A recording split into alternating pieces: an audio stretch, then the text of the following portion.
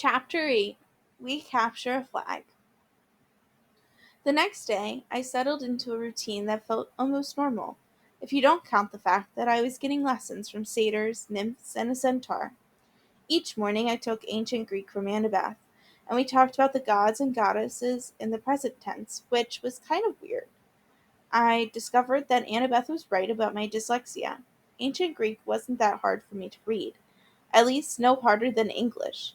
After a couple of mornings, I could stumble through a few lines of Homer without too much headache. The rest of the day, I rotate through outdoor activities, looking for something I was good at. Chiron tried to teach me archery, but we found out pretty quickly I wasn't good with the bow and arrow. He didn't complain, even when he had to de-snag a stray arrow from his tail. Foot racing, no good either. The wood nymph instructors left me in the dust. They told me not to worry about it. They had centuries of practice running away from lovesick gods. But still, it was a little humiliating to be slower than a tree. And wrestling? Forget it. Every time I got on the mat, Clarice would pulverize me. "There's more where that came from, punk," she'd mumble in my ear. The only thing that I really excelled at was canoeing, and that wasn't the kind of heroic skill people expected to see from a kid who had just beaten a minotaur. I knew the senior campers and counselors were watching me, trying to decide who my dad was, but they weren't having an easy time of it. I wasn't as strong as the Ares kids or as good at archery as the Apollo kids. I didn't have Hephaestus's skill with metalwork, or, God forbid, Dionysus's way with the vine plants. Luke told me I might be a child of Hermes, a kind of jack of all trades, master of none. But I got the feeling that he was trying to make me feel better. He really didn't know what to make of me either.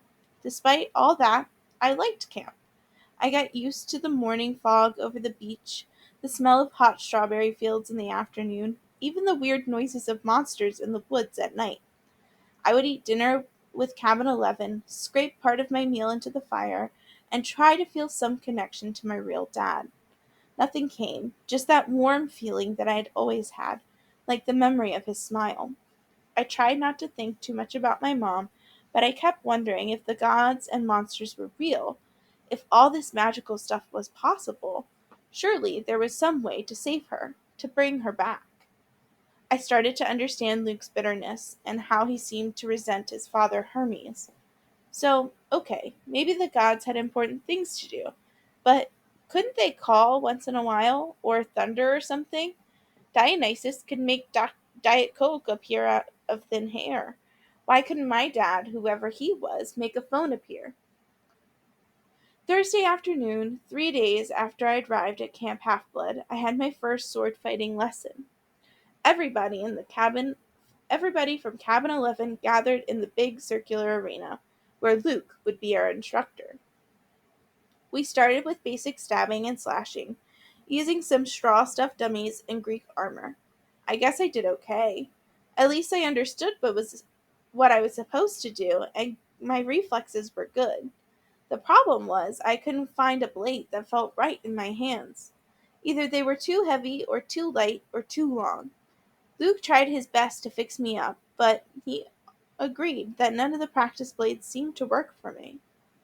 We moved on to dueling in pairs. Luke announced that he would be my first partner since this was my first time. "Good luck," one of the campers told me. "Luke is the best swordsman in the last 300 years. Maybe he'll go easy on me," I said. The camper snorted. Luke showed me thrusts and parries and shield blocks the hard way. With every swipe, I got a little more battered and bruised. "Keep your guard up, Percy," he'd say, then whap me in the ribs with the flat of his blade. "No, not that far up. Whap! Lunge! Whap! Now back! Whap!" By the time he called break, I was soaked in sweat. Everybody swarmed the drinks cooler. Luke poured ice water on his head, which looked like such a good idea. I did the same. Instantly, I felt better. Strength surged back into my arms. The sword didn't even feel so awkward. "Okay, everybody circle up," Luke ordered. "If Percy doesn't mind, I want to give you a little demo." Great, I thought. Let's all watch Percy get pounded. The Hermes guys gathered around. They were suppressing smiles. I figured they'd been in my shoes before and couldn't wait to see how Luke used me for a punching bag. He told everybody he was going to demonstrate a disarming technique, how to twist the enemy's blade with the flat of your own sword so that he had no choice but to drop his weapon. This is difficult, he stressed. I've had it used against me. No laughing at Percy now. Most swordsmen have to work years to master this technique. He demonstrated the move on me in slow-mo. Sure enough, the sword clattered out of my hand. Now in real time, he said, after I retrieved my weapon. We keep sparring until one of us pulls it off. Ready, Percy? I nodded, and Luke came after me. Somehow, I kept him from getting a shot at the hilt of my sword. My senses opened up. I saw his attacks coming. I countered. I stepped forward and tried a thrust of my own. Luke deflected it easily, but I saw a change in his face. His eyes narrowed and he started to press me with more force. The sword grew heavy in my hand. The balance wasn't right. I knew it was only a matter of seconds before Luke took me down, so I figured, what the heck? I tried the disarming maneuver. My blade hit the base of Luke's, and I twisted, putting my whole weight into the downward thrust. Clang!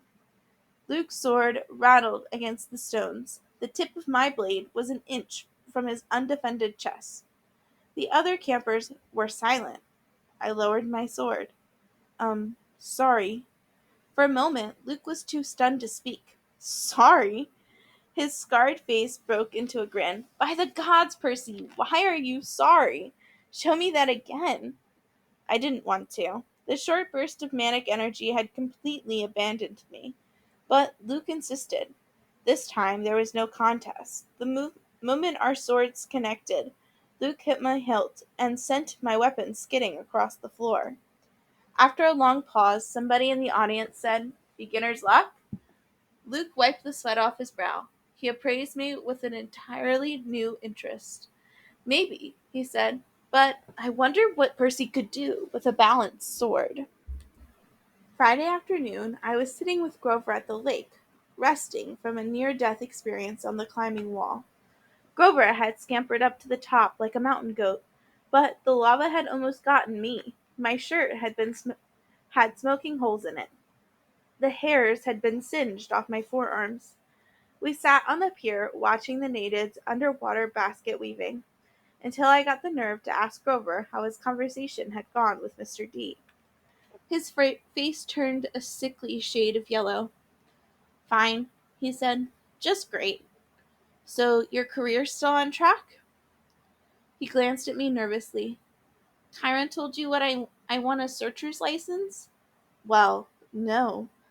I had no idea what a searcher's license was, but it didn't seem like the right time to ask.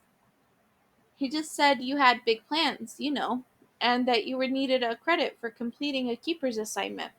So, did you get it? Grover looked down at the natives. Mr. D suspended judgment.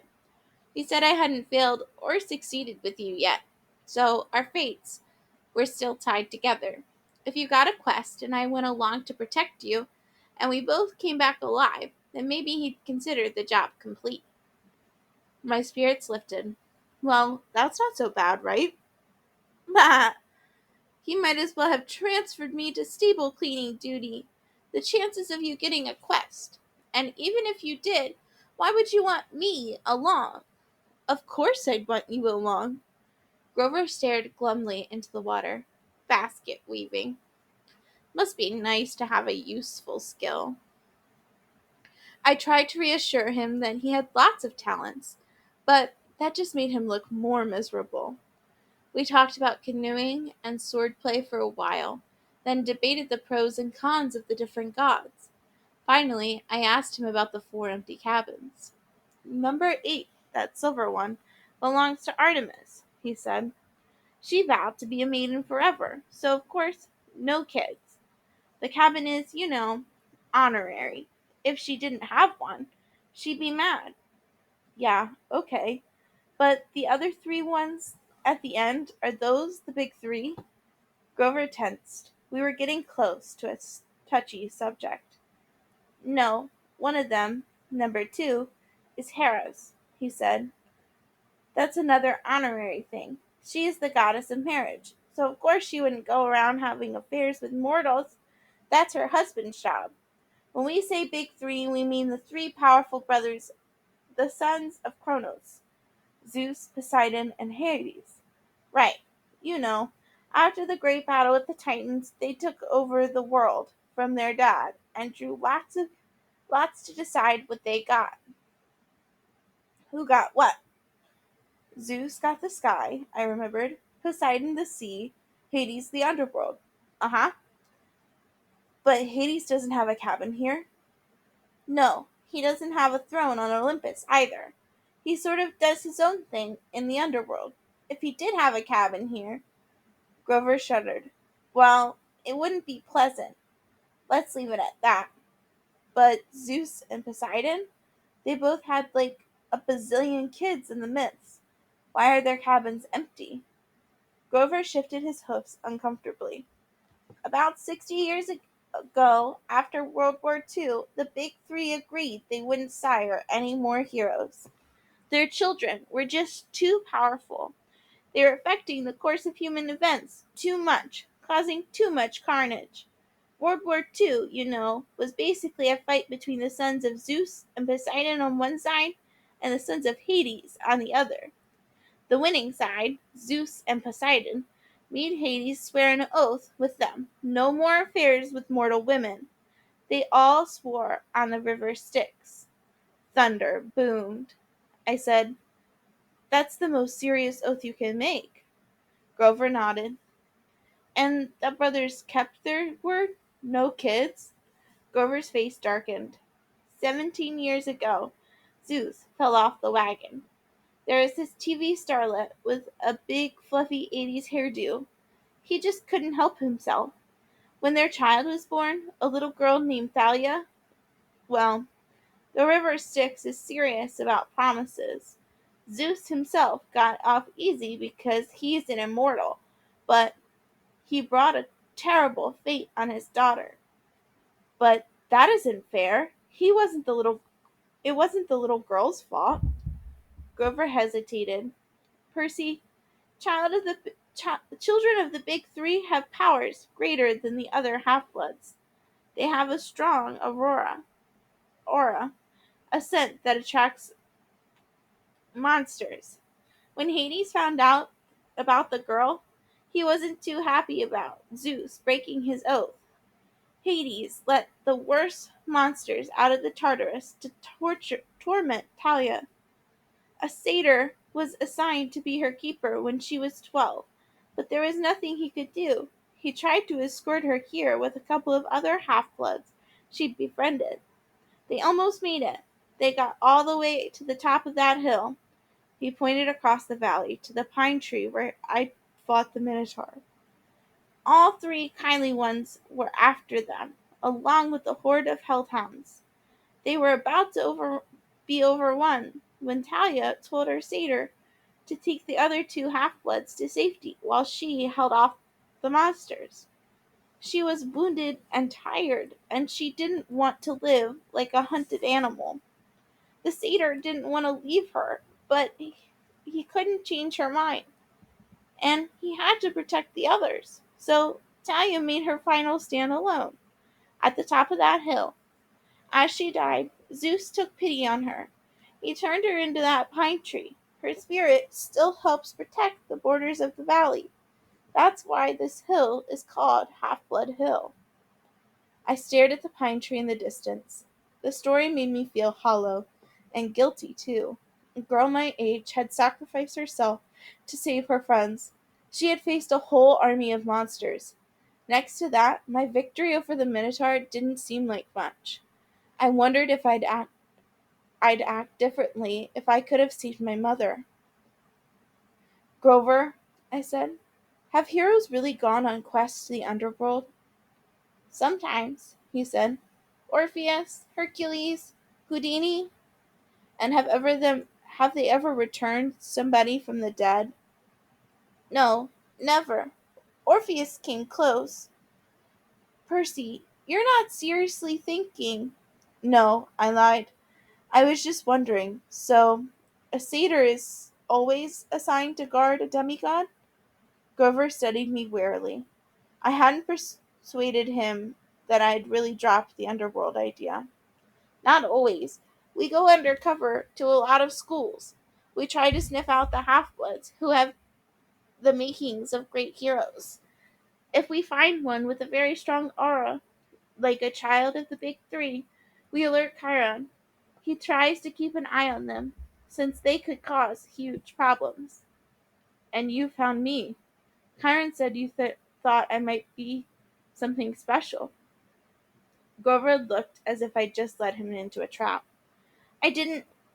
Oh, listen, don't think like that. If you were, you'd know.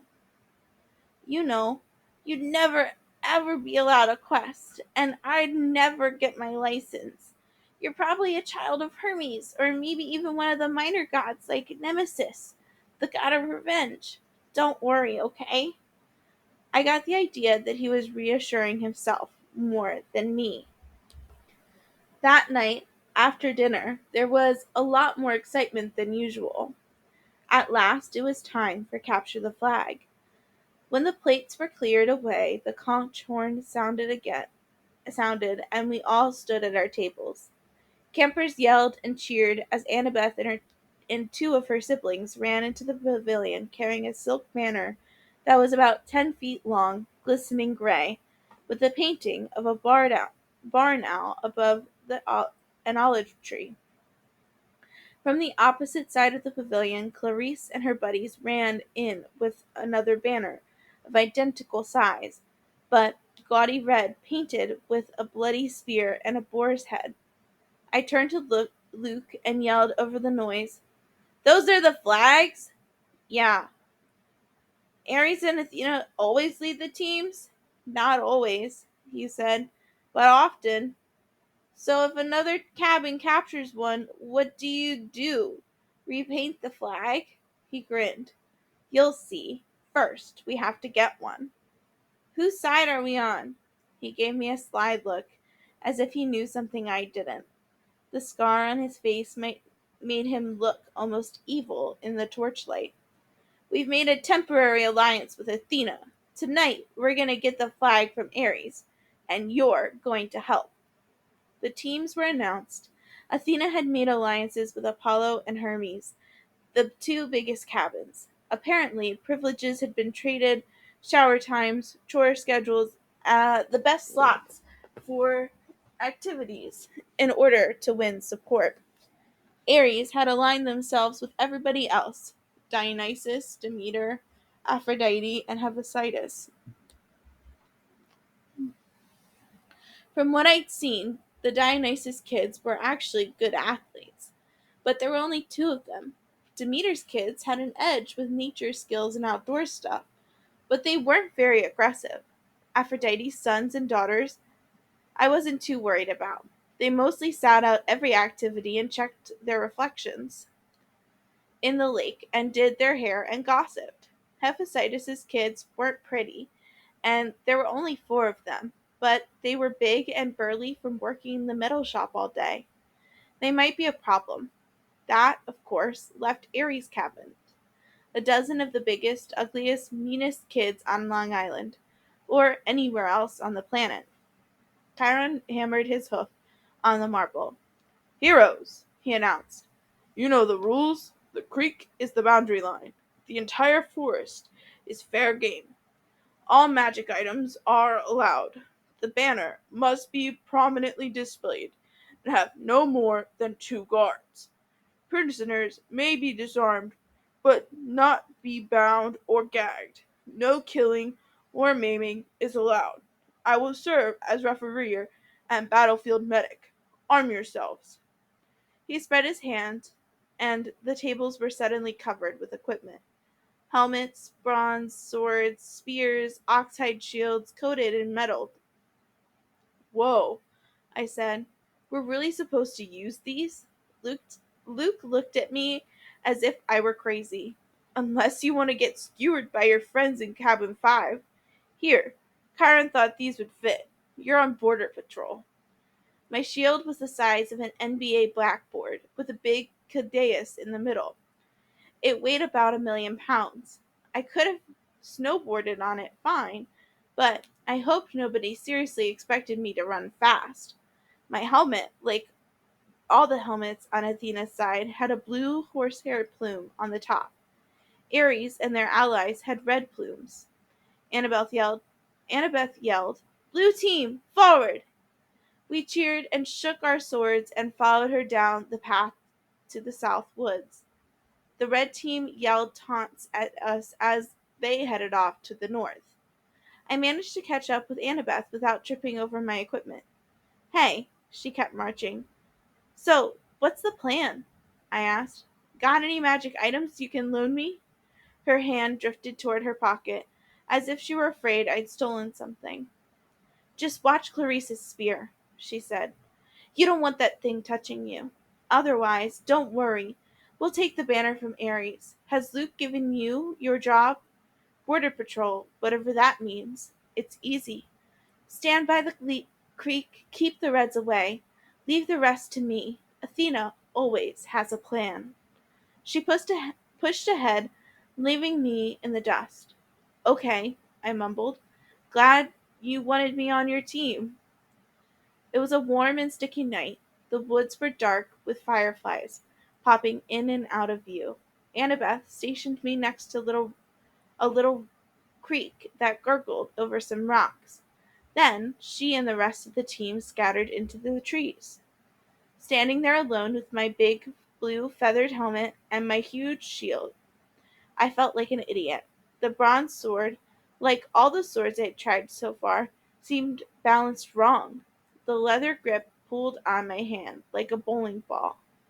There was no way anybody would actually attack me, would they? I mean, Olympus had to have liability issues, right? Far away, the conch horn blew. Heard whoops and yells in the woods and the clanking of metal. Kids fighting. A blue-plumed ally from Apollo raced past me like a deer, leaped through the creek, and disappeared into enemy territory. Great, I thought. I'd miss all the fun, as usual. Then I heard a sound that sent a chill up my spine. A low canine growl somewhere close by. I raised my shield instinctively. I had the feeling somebody was stalking me. Then the growling stopped.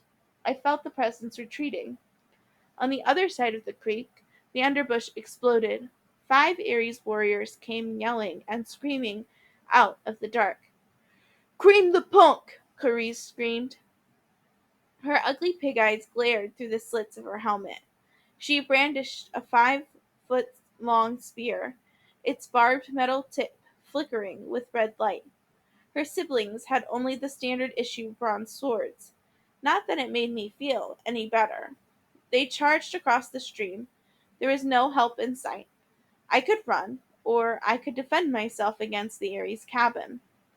I managed to sidestep the first kid's swing, but these guys were not as stupid as the Minotaur. They surrounded me, and Clarice thrust at me with her spear. My shield deflected the point, but I felt painful tingling all over my body. My hair stood up on end. My shield arm went numb, and the air burned. Electricity. Her stupid spear was electric. I fell back. Another Ares guy slammed me in the chest with the butt of his sword, and I hit the dirt. They could have kicked me into jelly, but they were too busy laughing. Give him a haircut, Clarice said. Grab his hair. I managed to get to my feet. I raised my sword, but Clarice slammed it aside with her spear as sparks flew. Now both my arms felt numb. Oh, wow, Clarice said. I'm really scared of this guy. Really scared. The flag is that way, I told her. I wanted to sound angry, but I was afraid it didn't come out that way. Yeah, one of her siblings said. But see, we don't care about the flag. We care about a guy who made our cabin look stupid. You do that without my help, I told them. It probably wasn't the smartest thing to say. Two of them came at me. I backed up toward the creek, tried to raise my shield, but Clarice was too fast. Her spear struck me straight in the ribs. If I hadn't been wearing an armored breastplate, I would have been shish kebabbed. As it was the electric point just about shocked my teeth out of my mouth. One of her cabin mates slashed his sword across my arm, leaving a good-sized cut. Seeing my own blood made me dizzy, warm, and cold at the same time. "No maiming," I managed to say. "Oops," the guy said. "I guess I lost my dessert privilege." He pushed me into the creek and I landed with a splash. They all laughed. I figured as soon as they were through being amused, I would die. But then something happened. The water seemed to wake up my senses, as if I just had a bag of my mom's double espresso jelly beans. Clarice and her cabin mates came into the creek to get me, but I stood to meet them. I knew what to do. I swung the flat of my sword against the first guy's head and knocked the helmet clean off. I hit him so hard that I could see his eyes vibrating as he crumpled into the water. Ugly number 2 and ugly number 3 came at me. I slammed one in the face with my shield and used my sword to shear off the other guy's horsehair plume. Both of them backed up quick. Ugly number 4 didn't look really anxious to attack, but Clarice kept coming, the point of her spear crackling with energy. As soon as she thrust, I caught the shaft between the edge of my shield and my sword. I snapped it like a twig. "Ugh!" she screamed. "You idiot! You corpse breath worm!" She probably would have said worse, but I smacked her between the eyes with the sword butt and sent her stumbling backwards out of the creek. Then I heard yelling, elated screams, and I saw Luke racing toward the boundary line with the red team's banner lifted high. He was flanked by a couple of Hermes guys covering his retreat, and a few Apollos behind them fighting off the Hephaestus kids. The Ares folks got up, and Clarice muttered a dazed curse. "A trick!" she shouted. "It was a trick!" They staggered after Luke, but it was too late. Everybody converged on the creek as Luke ran across it into friendly territory. Our side exploded into cheers. The red banner shimmered and turned to silver. The boar and spear were replaced with a huge caudeus, the symbol of Cabin 11. Everybody on the blue team picked up Luke and started carrying him toward around on their shoulders. Chiron cantered out from the woods and blew the conch horn. The game was over. We'd won. I was about to join the celebration when Annabeth's voice, right next to me in the creek, said, "Not bad, hero." I looked, but she wasn't there. "Where the heck did you learn to fight like that?" she asked. The air shimmered, and she materialized holding a Yankees baseball cap as if she'd just taken it off her head. I felt myself getting angry. I wasn't even fazed by the fact that she had just been invisible. "You set me up," I said. "You put me here because you knew Clarice would come after me, while you sent Luke around the flank. You had all the you had it all figured out." Annabeth shrugged. "I told you Athena always has a plan." "A plan to get me pulverized." "I came as fast as I could. I was about to jump in, but—" She shrugged. "You didn't need help." Then she noticed my wounded arm. "How did you do that?" "Sword cut," I said. "What do you think?" "No, it was a sword cut. Look at it." The blood was gone. Where the huge cut had been, there was a long white scratch, and even that was fading. As I watched, it turned into a small scar and disappeared. I I don't get it," I said. Annabeth was thinking hard. I could almost see the gears turning. She looked down at my feet, then at Clarice's broken spear, and said, "Step out of the water, Percy." "What?" "Just do it." I came out of the creek and immediately felt bone tired. My arms started to go numb again. My adrenaline rush left me. I almost fell over, but Annabeth steadied me. "Oh, Styx," she cursed. "This is not good. I didn't want. I assumed it would be Zeus." Before I could ask what she meant, I heard that canine growl again, but much closer than before. A howl ripped through the forest. The campers' cheering died instantly. Chiron shouted something in ancient Greek, which I would realize only later I had understood perfectly. "Stand ready! My bow!" Annabeth drew her sword. There, on the rocks just above us, was a black hound the size of a rhino, with lava-reded eyes and fangs like daggers. It was looking straight at me. Nobody except Annabeth Nobody moved except Annabeth, who yelled, "Percy, run!" She tried to step in front of me, but the hound was too fast. It leapt over her, an enormous shadow with teeth, and just as it hit me, I stumbled backwards and felt its razor-sharp claws ripping through my armor. There was a cascade of thwacking sounds like 40 pieces of paper being ripped, one after the other. From the hound's neck sprouted a cluster of arrows. The monster fell dead at my feet. By some miracle I was still alive. I didn't want to look underneath the ruins of my shredded armor. My chest felt warm and wet, and I knew I was badly cut. Another second, and the monster would have turned me into 100 pounds of delicent meat. Chiron trotted up next to us, a bow in his hand, his face grim. "The Immortales," Annabeth said. That that's a hellhound from the fields of punishment. They don't they're not supposed to. "Someone summoned it," Chiron said. "Someone inside the camp." Luke came over, the banner in his hand forgotten, his moment of glory gone. Clarice yelled, "It's Percy's fault. Percy summoned it." "Be quiet, child," Chiron told her. We watched the body of the hellhound melt into shadow, soaking into the ground until it disappeared. "You're wounded," Annabeth told me. "Quick, Percy, get in the water." "I'm okay." "No, you're not," she said. "Chiron, watch this." I was too tired to argue. I stepped back in the creek.